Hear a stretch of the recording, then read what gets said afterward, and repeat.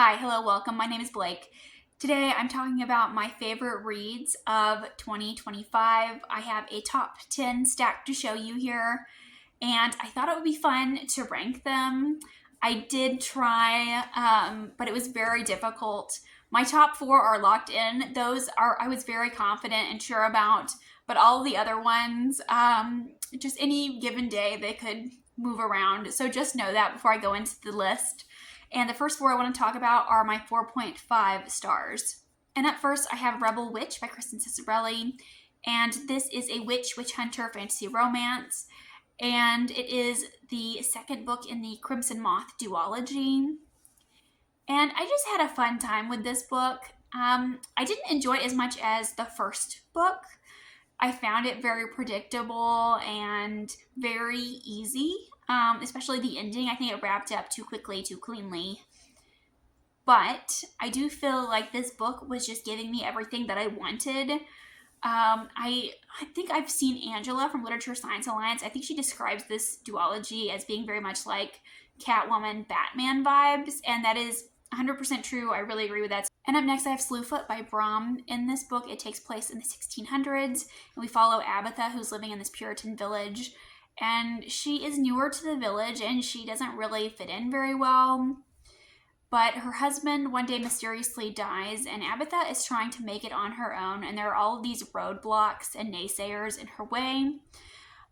But as things quickly go from bad to worse for Abatha, she turns to a woodland spirit for help, and she is accused of witchcraft.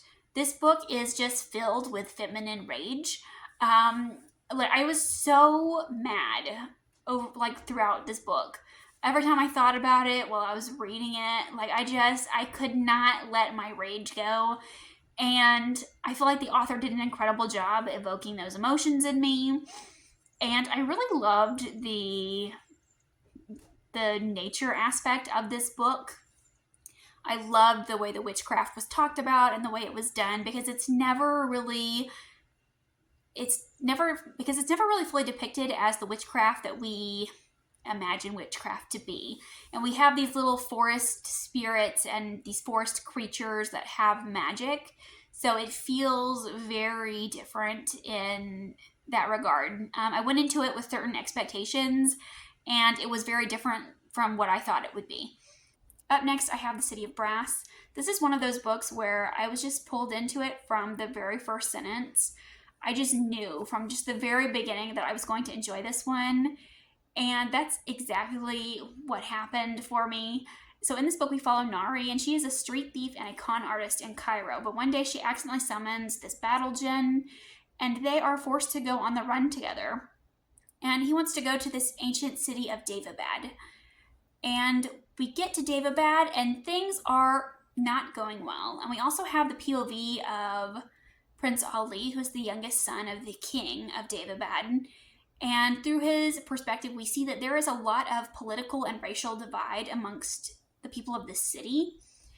And that is kind of the setup for the story, but I feel like we get in way deeper than just the surface level stuff there. It's so complex. I love the politics. I loved the discussions centered around what's right and what's wrong. And I feel like starting this book, Prince Ali's chapters took a while to grow on me. I didn't really care for his character. I thought he was a little boring. I was like, I want to hang out with this sassy street thief and this grouchy old djinn. But over time, I also started to really like and appreciate Prince Ali's chapters, because he was really setting the scene for us for what's going on in this city and how horrible the conditions are and how serious the situation is, because things are bad and they are bleak. And I loved this. I love the beautiful descriptions of Egypt and the Middle Eastern mythology. And I don't read Middle Eastern mythology very often, but whenever I do, I feel like I really like it. And I loved these descriptions of the desert and the djinn themselves. I had a really remarkable time with this, and I'm sad that it took me so long to pick this up. Next up, I have Empire of the Damned by Jay Kristoff. This is the sequel to Empire of the Vampire. And in the story, we follow Gabriel de Leon as he is telling us the story of his hunt for the Holy Grail, and he's telling the story to a vampire chronicler. And I loved this book.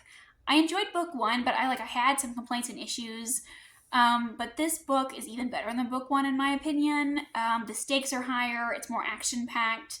I wanted to know more about the vampires and the bloodlines and their powers, and I think this book delivered. And I also wanted book 1 to be a little darker, a little more bleak, and this book was it. It was it. I think that this was significantly darker than book 1, and I loved it. Like, don't threaten me with a bad time, because I will read it and I will love it. And I really became a lot more interested in certain characters in the sequel. And we were also introduced to another POV in this book, and I was very much interested in her perspective and seeing what she had to say, because she's also telling her story about what happened. And I really loved the way that this book ended, and I cannot wait to get to the 3rd book. But I was on the edge of my seat for the entirety of this book. Like, every time I turned around, there was something new going on, something horrifying happening, and I loved it. So up next, I have The Otherwhere Post by Emily L. Taylor, and this book kind of snuck up on me. This is a YA fantasy, and I don't really like YA anymore, so I was not expecting to like this at all. I was just looking for something that was available at the library, and I saw this, and just went into it kind of thinking that I was just, looking for something to read. I was not expecting to like it, let alone like it as much as I did. So in this book, we follow Maeve, and she is kind of living on the run. Her father is known as the Destroyer of Worlds, and if she were to reveal her identity to anyone, that would be catastrophic. But one day she receives an enchanted letter from someone claiming that her father was innocent. So Maeve goes to this prestigious school for postmasters, and she begins an apprenticeship there, and she tries to figure out who her father was before this event where he ended the worlds. And these postmasters are not only capable of transporting magical letters, but they are also in charge of writing magical letters. And sometimes it's the ink that's magical, or the words themselves, or the way that they're written. And I loved the magic in this. I love anything with magic letters or magic words, and I think that is what this book does really well. And it is very action-packed, and I will say that there are a lot of conveniences that happen for the character, but I feel like because of that, the story moves really quickly. And I feel like this book also has a slow burn romance that I really liked. We have Maeve, who's been, growing up on the streets. No one has ever been kind to her. And we have this boy, and he's such a cinnamon roll, and he's so sweet and so caring. And she is very scared of his behavior towards her. And I thought it was really sweet and wholesome. And we also have this kind of academic setting, which I loved. I wish we would have leaned a little more into the academic setting of things. I wish I had taken more classes with her to learn more about the magic and how the magic works. But overall, I still had a really fun time with this. I'm really looking forward to checking out other works by this author. And next up, I have a Lady Night book, and that is The Second Death of Locke by V.L. Bellino. I hope I'm saying that correctly. I'm really sorry if I'm not. In this book, we follow Gray, and she's dedicated to her knight, Kier. And she and Kier were childhood friends, and they have grown up together.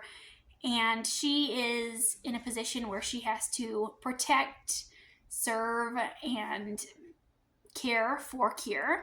And she also serves as a source of his power. So she has a well within her that he pulls power from.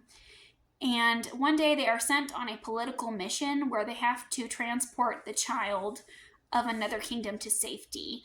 It is a fantasy romance, And I don't normally like friends to lovers, but I did really like this book, and I like the way the romance was done here. Like, when I say I want fantasy romance, this is what I'm talking about. Like, this is yearning done right. And I loved it. Now, I do feel like once they reveal their feelings to each other, I feel like people may not be as interested in the story anymore. But I still loved it. I feel like this book has a lot of other things going for it other than just the romance. I feel like this book ultimately just has a lot of elements to it that I really enjoy. We do follow a ragtag team on this quest as they are taking this child to this kingdom. And we have kind of like a found family trope, and we have, you know, the Forgotten Kingdom that I really like. And I love knights. I can never go wrong with a knight story. And I really enjoyed this. And again, this is another book that I didn't know anything about when I went into it. I saw it around online, and I've seen like a lot of people talking about like the knights trend for the year, but I didn't really know anything about it. So again, I ended up being pleasantly surprised. Next up, I have A Winter's Promise by Christelle Davos, and this is a book that was translated from French to English. It's a beautiful cover. So in this book, the gods smashed the world into bits, and now all that's left are these floating cities, and each of these floating cities is very unique. They all have their own culture, politics, magic, and religions. And we follow our main character, Ophelia, and she is from this floating city where they communicate with objects. And Ophelia can communicate with objects, and she can touch an object and see its soul. She's forced into a political marriage with a man from a different city. So we are following her as she is leaving behind everything that she's ever known, and she's going to this different city where she knows nothing about it. And things are very different in this city. The people there have manipulation powers.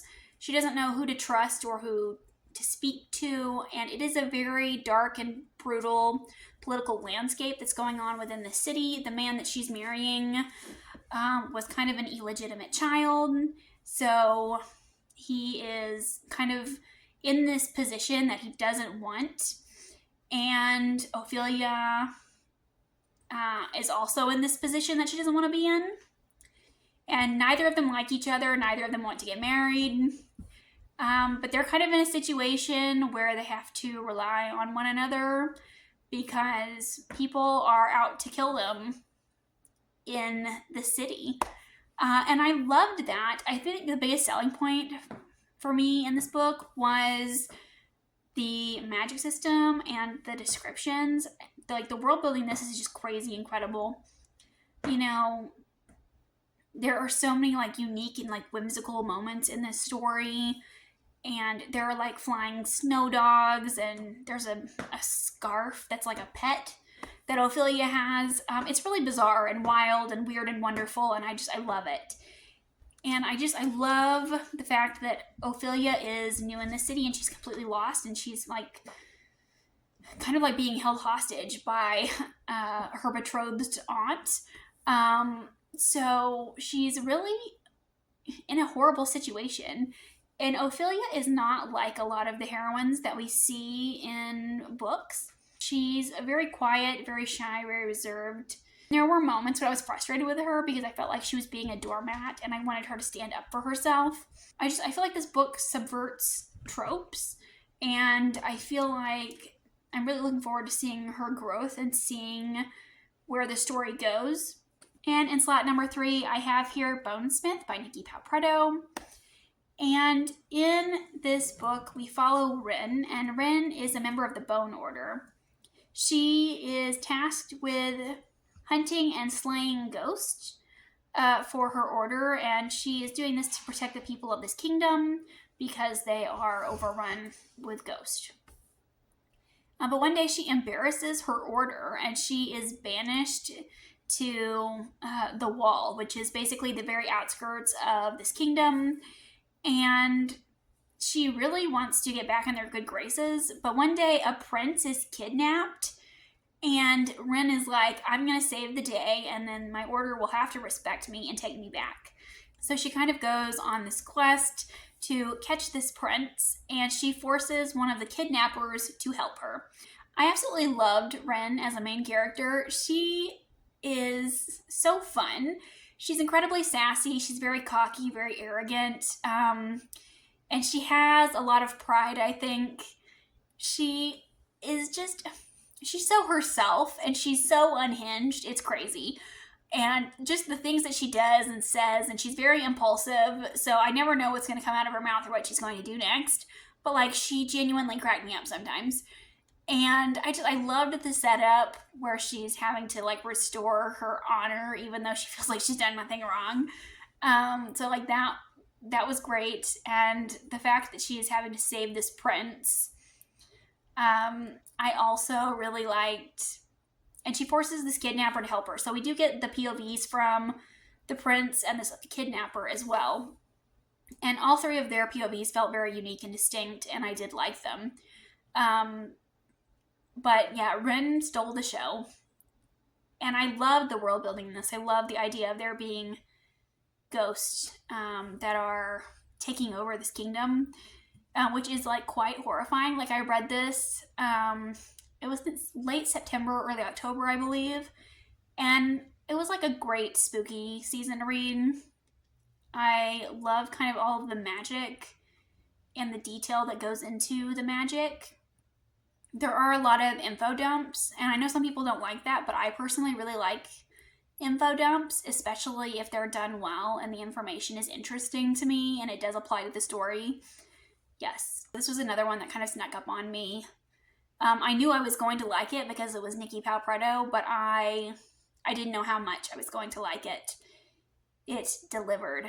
In my number 2 spot, I have The Ninth Reign by Jen Williams. It's really hard to talk about this book because it's very epic in scope, and it also dabbles in different genres, so it's a bit hard to talk about. So it is very much like epic fantasy, but also it has like sci-fi and horror elements to it as well. In this book, we follow an older woman who is an explorer, a fugitive witch, and a vampiric elf-like being. And we are in this once great city of Abora, which has fallen, and the tree god that ruled the city has died, and there is an alien race coming to destroy the world. And this tree god used to drop fruit that would be born into these mythical beings and monsters that would protect this kingdom from this alien race. But now we don't have that anymore. So there's nothing that's stopping this alien race from coming. And I know that sounds like a crazy premise. Like, I hope you're with me. I hope you're following along. But like, hear me out though. This book was so interesting. Like, there were so many mysteries and questions that I had. It's almost 600 pages, but I flew through it. I couldn't put it down. And this is just a case where like I loved the world building.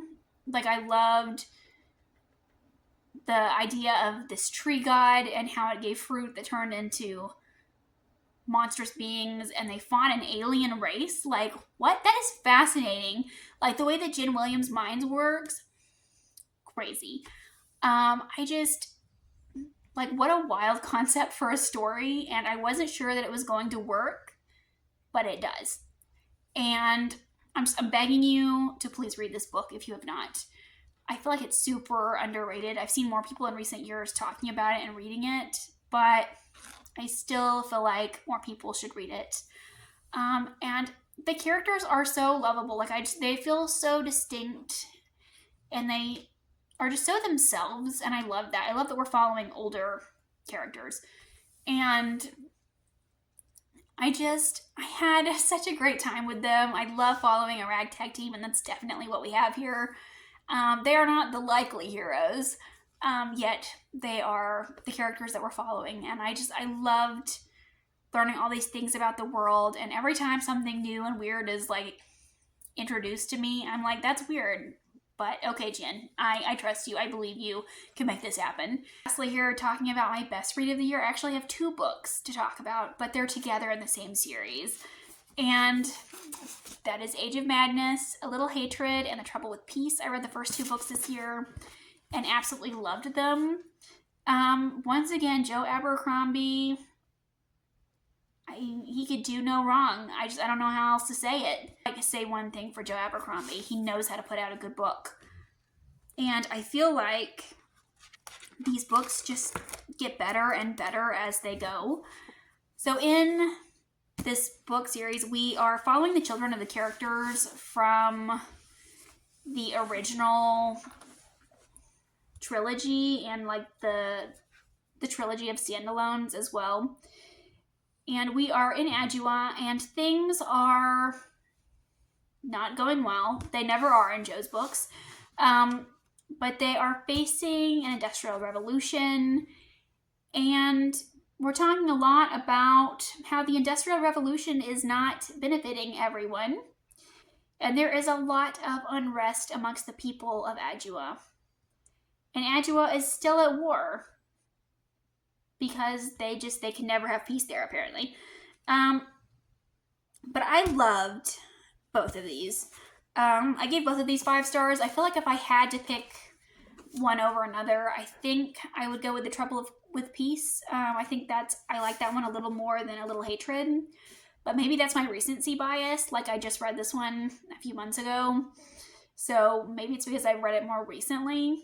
But I love these characters. They're just as dark and as funny as the characters that we know in the first Law trilogy and in the standalones. And these characters have some pretty big shoes to fill. Like, I was really worried going into the second series. I knew that they followed the kids of the characters that I already knew, and I was really worried about that. I was like, I don't know that I want that, because I loved the characters from First Law so much, and I loved a lot of the characters from the standalones. And I didn't think that I wanted to follow their kids, but no, their kids are super interesting to me. They're just as interesting as their parents. They're just as morally gray as their parents. And there were so many like betrayals and lies and backstabbery going on in the background of these books, and I just loved it. And I feel like with the characters that we follow so many different characters in so many different places and in so many different walks of life that it's very interesting to see how everything is coming together. And the end of book 2, and I think it's the reason why I like it the most, but I was fully expecting something to happen at the end of this book. I thought for sure that a certain character was going to die, and then they didn't. And I was like, Joe, that is so unlike you. And I was like, are you saving them for an even more brutal death? Is that why you're doing this, Joe? Is that why you saved this character? So, like, I love the politics. I love the battle scenes. I think that's another reason why I loved The Trouble with Peace, is because there was a final battle scene in there that takes up like a large chunk of the page count. And I was so invested in that battle scene. I thought it was so well written. I also think that he writes human emotion really well. And I don't think that anyone writes morally gray characters the way that Joe does. So I am really looking forward to reading the 3rd and final book this year. I'll be very sad once I catch up with all of these. But I was saving it for this year so that I would at least have a 5-star read in my pocket. Like, I feel very confident that it's going to be a 5-star read, so I was saving it for this year for a moment when I knew I was going to need it. And I'm so excited to continue on with the series. And Joe has been at the top of my favorite reads list for the last 2 years now. Nope, for the last 3 years now. So I suspect he will be on my favorites list again next year. But those are my top 10 reads of 2025. Let me know if you've read any of these. Let me know what your favorite read of 2025 was, because I would love to know. Thank you so much for watching, and I'll see you again with another video soon. Bye.